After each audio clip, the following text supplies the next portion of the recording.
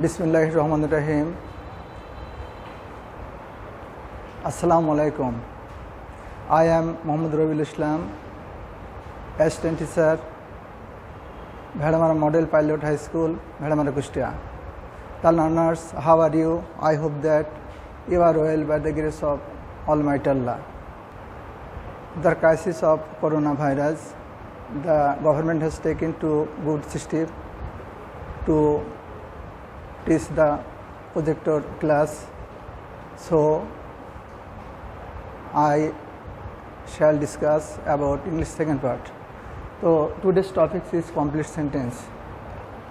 Class 9, subject English. Today's topic is in completing sentence. The students follow the blackboard. Complete sentence. One sentence is incomplete. The sentence complete by you. At first roll 2.2. 2.2 complete sentence আমরা আলোচনা সাপেক্ষে একটি sentence অপূর্ণ থাকবে, তোমাদের মাধ্যমে সেটা পূর্ণ করতে হবে। তো এখানে এক্সাম্পলে he is too sick,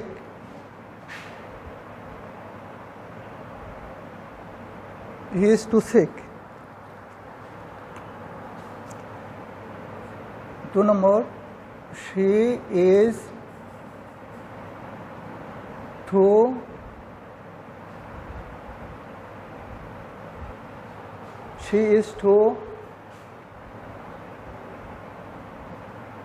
strong. First number example, he is too sick. এখানে সাবজেক্ট, ভার্ব, অবজেক্ট সে অনুসারে আমাদের এমন একটি সেন্টেন্স দিতে হবে যেটা অর্থ ঠিক রাখতে পারে। তো he is too sick to walk. He is too sick to walk, সে এত দুর্বল যে সে হাঁটতে পারে না। সেকেন্ড নম্বর, শি ইজ টু স্ট্রং। তো কমপ্লিট সেন্টেন্স করতে হলে সে এত শক্তিশালী যে to carry the load.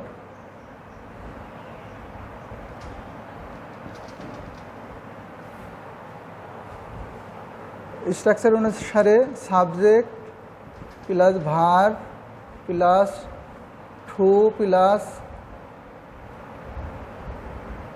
Adjective plus to plus verb plus object. তো স্ট্রাকচারটা অনুসারে আমরা যদি এটা সাজাই তাহলে দেখতে পারি হি ইজ টু স্ট্রং। এখানে subject, verb, to plus strong এটি অ্যাডজেক্টিভ। তার সেন্টেন্সে plus to plus verb plus object. তো বাংলা অর্থ অনুসারে ফার্স্টেরটা হচ্ছে he is too sick to walk, সে এত দুর্বল যে হাঁটতে পারে না।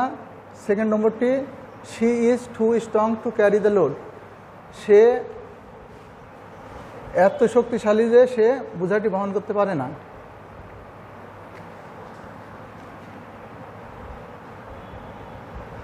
এখানে আমরা এক্সাম্পলে she is too weak to carry the load.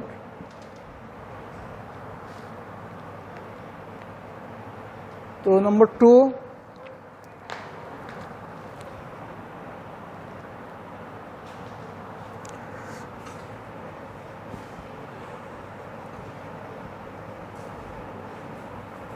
he is so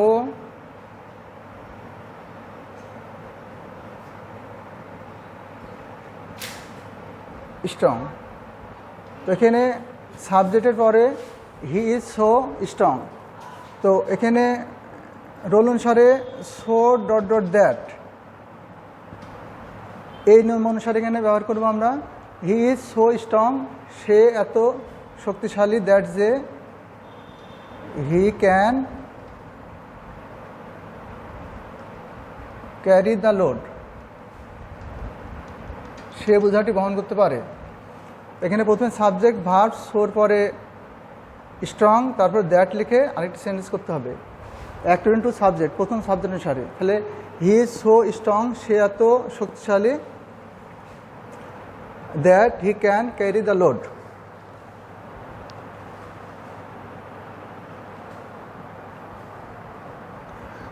শিক্ষার্থীরা তারপরে রোলে আমরা যাই।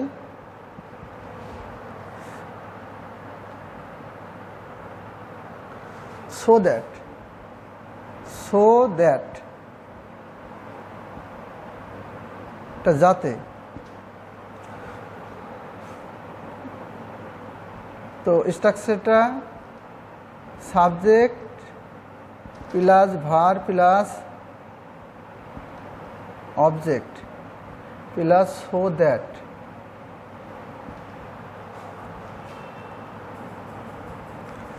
Subject plus can plus verb plus extension.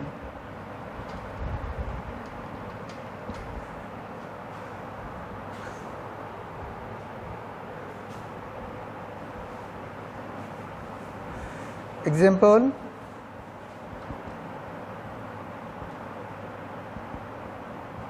he is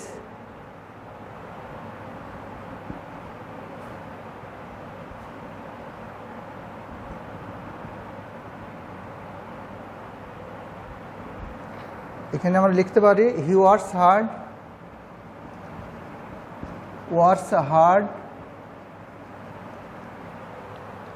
so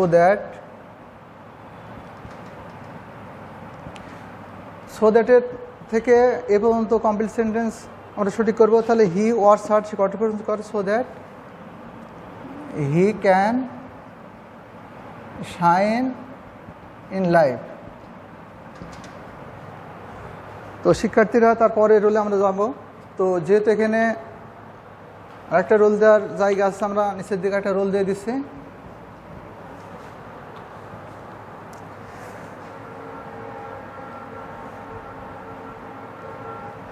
তো শিক্ষার্থীরা দেখো, এবার দো অলদো রোলে যায়। দো অলদো, এটার বাংলা হচ্ছে যদিও।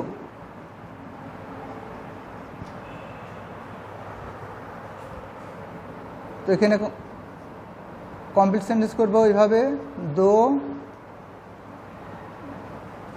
হি ইজ রিচ।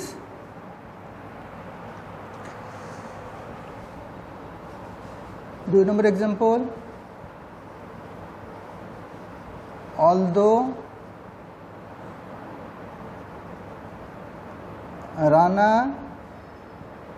Is weak. শিক্ষার্থীরা দেখো, দো সেন্টেন্সের প্রথমে আছে, তো দোর পর একটি সেন্টেন্স গঠন করা হয়েছে। এই অর্থের সাথে মিল রেখে আমরা দ্বিতীয় কমপ্লিট সেন্টেন্সের কাছে দ্বিতীয় সেন্টেন্স লিখব। তো দো হি ইজ রিচ, যদিও সে ধনী, তবুও he can not help the poor. তো দো অলদোর পরে যে সেন্টেন্স আছে সেটা কিন্তু অর্থের উপর ডিপেন্ড করে, এভাবে লিখতে হবে, দো হি ইজ রিচ, যদিও সে ধনী, তবুও he can not help the poor, তবুও সে গরিবদের সাহায্য করে না। দ্বিতীয় নম্বরটি আছে, অলদো রানা ইজ উইক, যদিও রানা দুর্বল, তবুও হি ক্যান ওয়ার্ক হার্ড।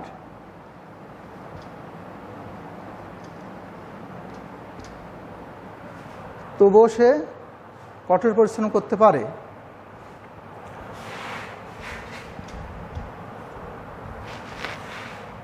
তো next role,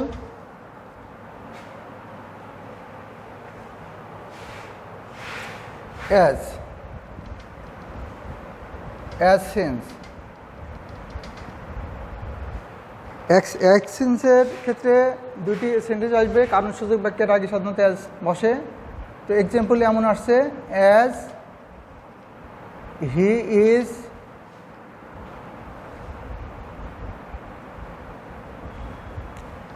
rich, as he is rich, যেহেতু সে ধনী সেহেতু সে, সাবজেক্ট একই সাবজেক্ট হবে, সে helps the poor.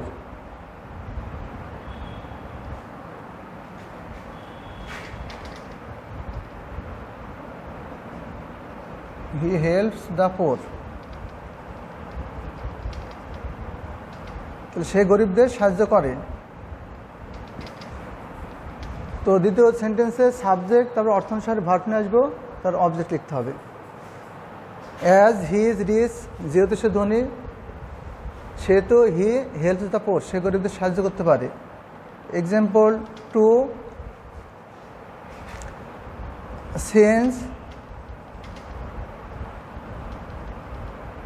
Since Rana is strong,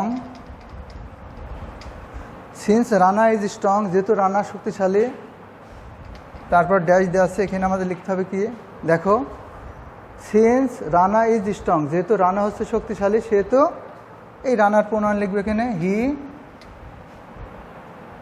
can carry the load.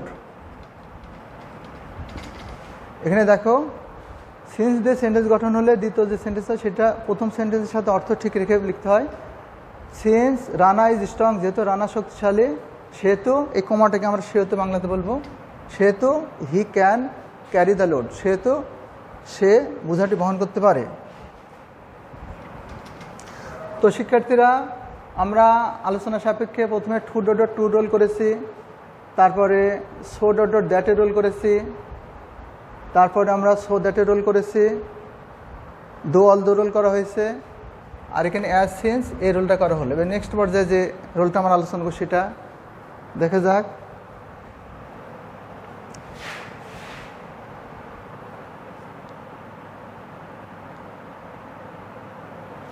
It is time,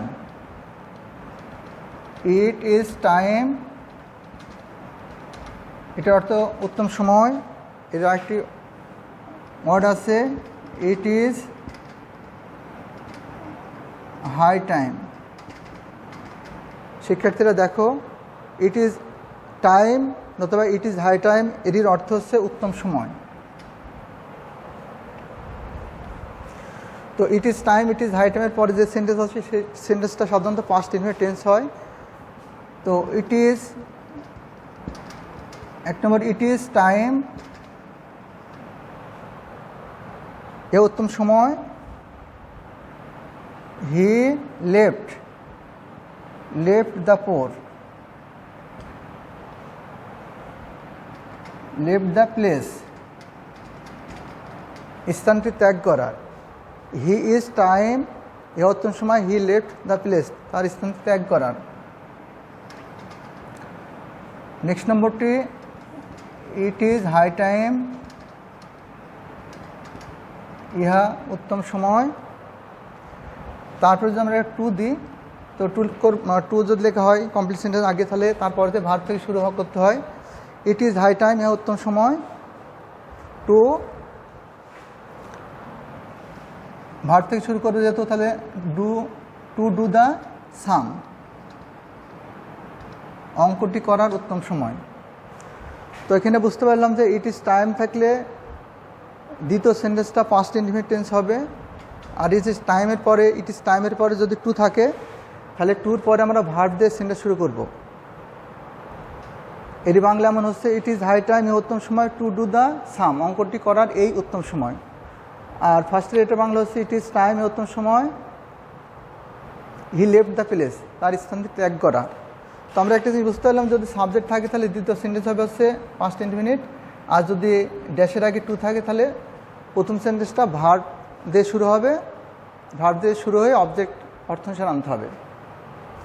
তো শিক্ষার্থীরা, তারপর আমরা একটু আলোচনা করি এখানে। তো যেহেতু ব্ল্যাকবোর্ডের জায়গা কমান, প্রথমে থেকে মুছে দিচ্ছি।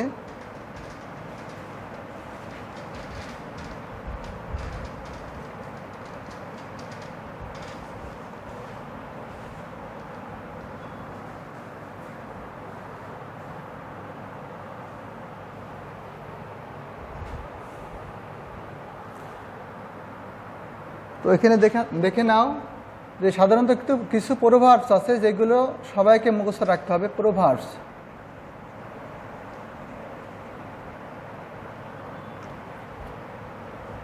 কিছু প্রোভার্বস আছে যা সবাইকে মুখস্থ রাখতে হবে, সেটা দেখে নাও।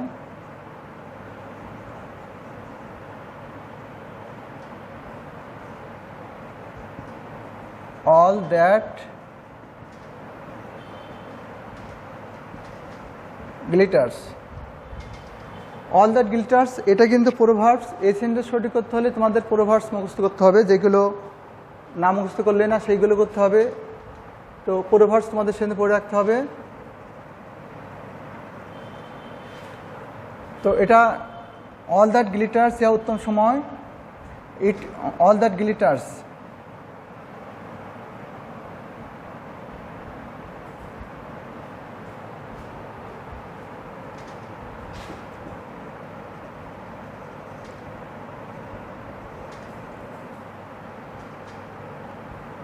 দুই নম্বরটা দেখো,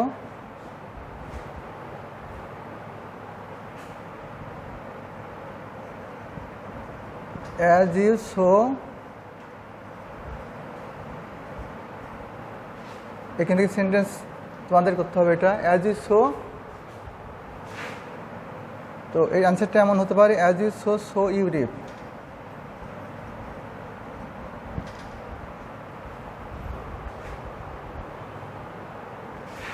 all that glitters is not gold।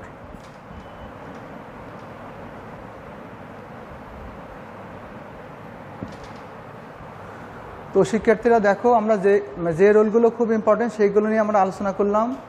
তো এখানে আমরা বোর্ডে কিছু হোমওয়ার্ক তোমাদের দিয়ে দিচ্ছি, সেইগুলো বাসায় প্র্যাকটিস করতে হবে তোমাদের। তো এর সঙ্গে প্রোভার্বস যেগুলো সেইগুলো সুন্দরভাবে মুখস্থ করলে গান তোমাদের হবে। প্রোভার্বসের ডানের অংশও গ্যাপ থাকতে পারে, আর প্রথম থেকে গ্যাপ থাকতে পারে, এটা খেয়াল রাখতে হবে। তো কিছু হোমওয়ার্ক দেওয়া হচ্ছে, এটা দেখো। as he is strong,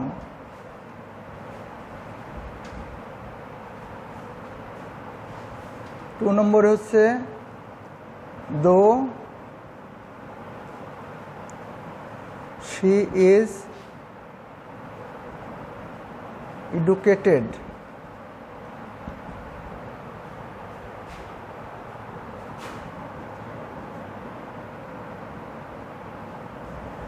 তিন নম্বরে if you work hard,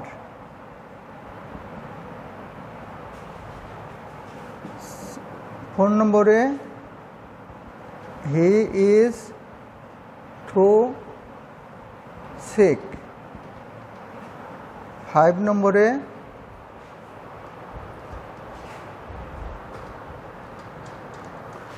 number five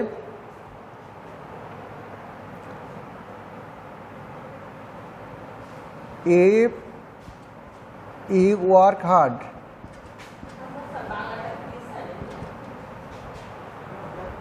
তো এখানে all that glitters is not gold। দুই নম্বরে as you sow you reap। তারপরে কিছু তোমাদের প্র্যাকটিসের জন্য কাজ দেওয়া হয়েছে, তো এটা আমি এখান থেকে আলোচনা করছি, এটা একটু দেখে নিতে হবে। as he is strong, যেহেতু সে শক্তিশালী, he can carry it, though he is educated, যেহেতু সে শিক্ষিত, অর্থ অনুসারে he can get a good job।